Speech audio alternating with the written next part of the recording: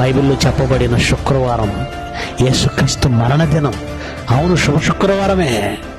అవును, అది గుడ్ ఫ్రైడేనే. అయితే ఆ రోజు ఏడవద్దు. నిన్ను విడిపించాడు, విమోచించాడు, సంతోషించు.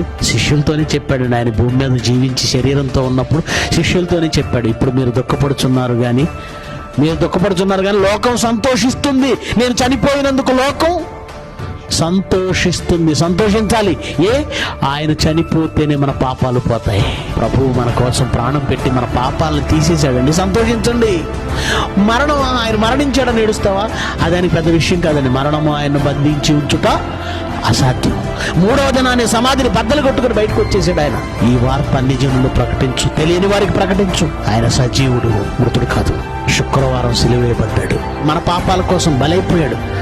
మంచి జరిగింది ప్రపంచానికి, మేలు జరిగింది ప్రపంచానికి. అందుకే అది గుడ్ ఫ్రైడే. ప్రపంచ